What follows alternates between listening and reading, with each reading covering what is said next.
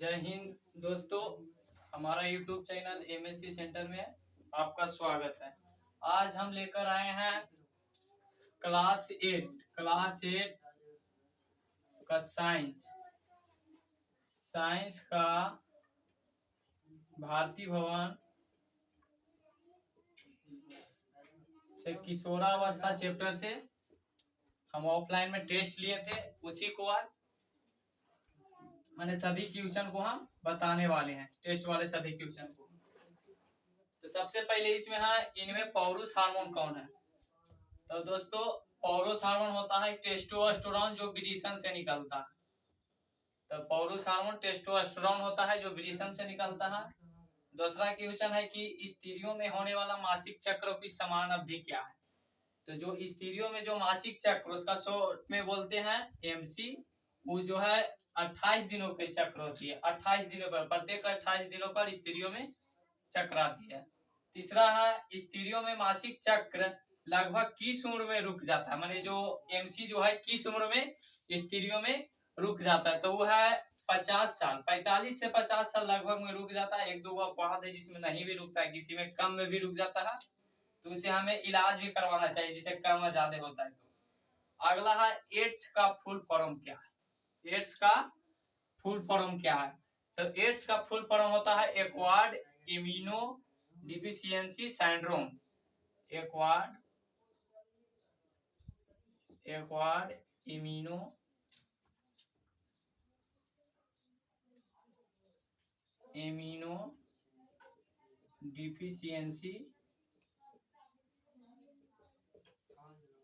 Deficiency syndrome होता है। Acquired immune deficiency syndrome, ये आपको एड्स का फुल फॉर्म होता है, एक्वायर्ड इम्यून डिफिशियंसी सिंड्रोम। तो आपको है 4 क्वेश्चन हो गया। अगला आपको है 5वां में, किशोरावस्था से आप क्या समझते हैं? किशोरावस्था से आप क्या समझते हैं? बालक एवं बालिकाओं के शरीर में कुछ ऐसे परिवर्तन होते हैं जिसके कारण बालक एवं बालिकाओं जनन योग बन जाता है उसका शरीर, उसी को हम किशोरावस्था कहते हैं। तो लिखना है, बालक एवं बालिकाओं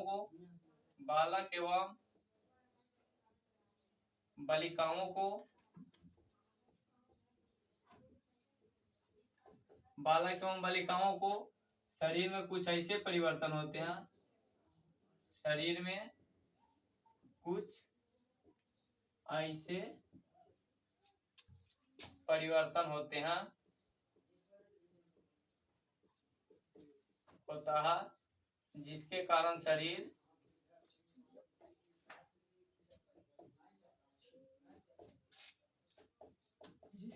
शरीर जनन योग बन जाता है,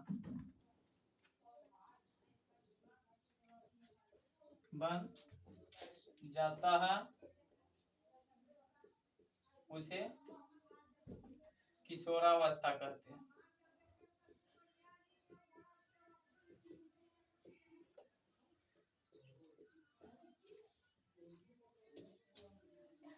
बालक एवं बालिकाओं के शरीर में कुछ ऐसे परिवर्तन हो जाते हैं जिसके कारण बालक एवं बालिकाओं के शरीर जो है जनन योग बन जाते हैं, माने जनन करने के लायक बन जाते हैं, इसी को हम किशोरावस्था कहते हैं। आपसे एक क्वेश्चन और पूछा जा सकता है कि बालक एवं बालिकाओं जनन योग किस अवस्था में बन जाती है? तो किशोरावस्था में। जो किशोरावस्था की आयु होता है लगभग 11 से 12 साल से लेकर 18 से 19 साल तक चलता है किशोरावस्था बालक एवं बालिकाओं में। 19 साल के बाद अब जवान हो गए, 19 साल तक किशोरावस्था रहता है। तो अगला क्वेश्चन है आपको कि किशोर बालक एवं बालिकाओं की आवाज क्यों भरभराने लगते हैं? मैंने बालक एवं बालिकाओं को कभी कभी जो घेंघा नहीं बैठ जाता है, आवाज क्यों भरभराने लगते हैं? तो हमारे शरीर में होता है लैरिंग्स नामक वो रचना है जो कंठमणि के बगल में है, वही लैरिंग्स की पेशियों में वृद्धि हो जाने के कारण लैरिंग्स की पेशियों में वृद्धि हो जाने के कारण आवाज भरभराने लगता है। लैरिंग्स की पेशियों में वृद्धि हो जाने के कारण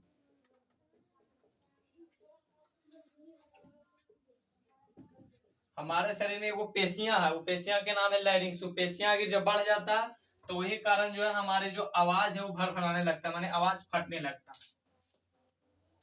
अगला है 7वां क्वेश्चन, एड्स का संबंध में आप क्या जानते हैं? एड्स का संबंध में आप क्या जानते हैं? तो देखिए एड्स जो है हमारे दो कारण से हो सकता है। पहली नंबर तो कोई व्यक्ति को एड्स होल है और उस व्यक्ति में जिस सिरिंज से उसको मैंने इंजेक्शन लगाया और वही सिरिंज से आपको भी इंजेक्शन लगा देगा तो आपको कंफर्म है कि एड्स हो जाएगा। तो पहले नंबर की उस व्यक्ति को एड्स होला और उस व्यक्ति को सिरिंज से जिस सिरिंज से मैंने इंजेक्शन लगाया वही सिरिंज से आपको भी लगा देगा तो एड्स हो जाएगा।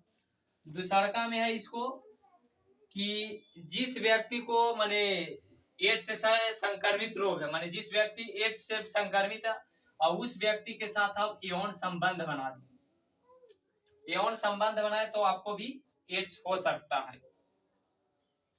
अगला है नारी के जीवन में पहली बार होने वाले मासिक चक्र क्या कहलाता है? माने नारी के जीवन में जब पहली बार जब एमसी आता है तो उसे क्या कहते? सबसे पहली बार लगभग 11 से 12 साल के लमसम में आता है सबसे पहली बार। तो जो सबसे पहली बार आता है उसे हम मेनार्क कहते हैं, मेनार्क। अगला क्वेश्चन है किशोर बालक के शरीर में दिखने वाला गौण लैंगिक गुण को लिखिए। किशोर बालक के शरीर में दिखने वाला गौण लैंगिक गुण को लिखिए। तो देखिए किशोर बालक के शरीर में सबसे पहले हमें लिखना है कि किशोर बालक के शरीर में दिखने वाला गौण लैंगिक गुण निम्नलिखित है। सबसे पहले किशोर बालक के शरीर में जब किशोरावस्था में रहता तो मैंने कौची परिवर्तन आता। तो सबसे पहले उसमें परिवर्तन यह आता है कि ओकर जो कच्छिए बाल उगने लगता है। बाह में जो मैंने कांच में काख में बाल आता है। फिर एक में लिखना है कच्छिए बाल उगने लगता है, एक में कच्छिए बाल। फिर दूसरा नंबर में उसको मूछ और दाढ़ी आने लगता है, मूछ दाढ़ी। तीसरा नंबर में आप जनन अंग के समय बाल उगने लगता, जनन अंग के समय बाल उगने लगता है। चौथा में सीने पर बाल आता है, छाती पर। अब पांचवा में है कि जांग और बाह की जो पेशियां होती है उसमें वृद्धि होता है और वो पेशियां मजबूत होने लगती है। तो 5 गो परिवर्तन होता है बालक के गौण लैंगिक गुण, 5 गो होता। उसी प्रकार अगला है 10वां क्वेश्चन की किशोर बालिकाओं के शरीर में दिखने वाला गौण लैंगिक गुण के लिए। तो ये होता है कच्छिए बाल उगने लगता है, बालिकाओं में भी होता है। मूछ दाढ़ी उसमें नहीं होता। उसमें होता है कि जनन अंग के समय पे उसको भी बाल उगने लगता है।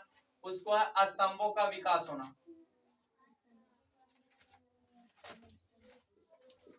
स्तन का विकास होना, माने छाती का विकास होता। जनन अंग के समय बाल आता है, सीने पर बाल नहीं आता, उसको सीने पर बाल नहीं आता। उसको जो गाल होता है लेडीज को गाल इसे चिकना होने लगती है किशोरावस्था में। और चौथा में वही जहां और बांग की जो पेशियां वो वृद्धि होने लगती है और मजबूत होने लगती है। ये हो गया किशोर बालिकाओं में शरीर में दिखने वाला गौण लैंगिक गुण। और अगला है कि किशोरावस्था की आयु क्या थी, तो हम पहले ही बता चुके थे कि किशोरावस्था की आयु है 11 से 12 साल से लेकर 11 से 12 साल से लेकर 18 से 19 वर्ष तक।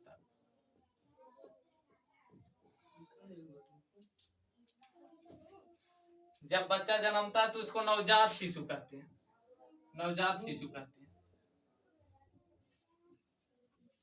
और कुछ दिन हो जाता 2-3 महीना तो उसको फिर हम शिशु बोलते हैं। शिशु के बाद फिर बालक बोलते हैं। बालक के बाद फिर कुछ दिन में आ गया किशोरावस्था में, किशोरावस्था से जवान हो जाता है, जवान के बाद फिर तो वृद्ध अवस्था तो अपने हो ही जाता। तो आपको 11 क्वेश्चन हो चुकी है और 3 क्वेश्चन अभी आओ बाकी रह गया। 3 को है आपको भ्रूण हत्या किसे कहते हैं? भ्रूण हत्या, भ्रूण हत्या। जब माँ के पेट में ही बच्चे को मैंने मार दिया जाता है, उसी को भ्रूण हत्या कहते हैं। तो आपको लिखना इसे नहीं है, लिखना है कि जन्म से पहले, जन्म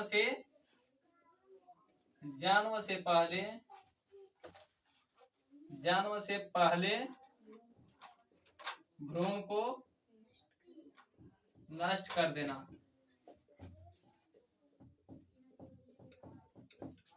भ्रूण हत्या कहलाता।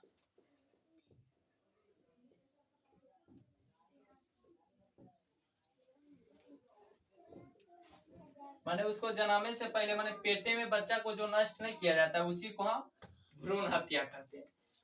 और भ्रूण हत्या कहते हैं, भ्रूण हत्या होने के कारण आज लड़कियों की संख्या 933 और लड़कों की संख्या 1000। माने लड़का 1000 है तो लड़की 933 है, 933 अनुपात 1000 हो गया भ्रूण हत्या के कारण। और भ्रूण हत्या जब होता है कि जब माने जिसको चाहिए लड़का, जिस व्यक्ति खोज रहा है कि लड़का और वहाँ है, माने जब अल्ट्रासाउंड के द्वारा जब दिखाया जाता है तो लड़की है, तो लड़की जब रहता है तो उसे नष्ट करा दिया जाता है, इसी को भ्रूण हत्या। और उसे जो अल्ट्रासाउंड में जो दिखाया जाता है वो कानून अपराध है, दिखाना नहीं चाहिए। और अगला क्वेश्चन है आपको, लिंग निर्धारण से आप क्या समझते हैं? तो देखिए हमारे शरीर में एक सेक्स, स्त्रियों में एक सेक्स होता है और पुरुषों में एक XY क्रोमोसोम। हमारे शरीर में क्रोमोसोम 23 जोड़ा होता है, 23 जोड़ा में लिंग क्रोमोसोम हम कहते हैं X और Y को। X और Y को हम क्या कहते हैं? लिंग क्रोमोसोम। था इसी के कारण इसी से लिंग निर्धारण होता है, X और Y से लिंग निर्धारण होता है। तो X और Y क्रोमोसोम को हम कहते हैं लिंग निर्धारण। अगला है हमारे शरीर और जननांग स्वस्थ कैसे रहेंगे? तो हमारे शरीर सबसे पहले स्वस्थ रहना चाहिए, हमें पौष्टिक भोजन करना चाहिए, पौष्टिक भोजन करना चाहिए। पौष्टिक माने जिस भोजन में पोषक तत्व हो उसी भोजन को करना चाहिए, बिना पोषक तत्व वाला भोजन नहीं करना चाहिए। और जननांग जैसे हम आँख और कान नाक माने शरीर के सभी अंग को हम हमेशा डॉक्टर से उपचार कराते हैं, उसी तरह हमें अपना जननांग को भी कभी कभी डॉक्टरों से चेक कराना चाहिए और सहमति लेना चाहिए, तब हमारे शरीर और जननांग स्वस्थ रहेगा। तो जय हिंद, जय भारत।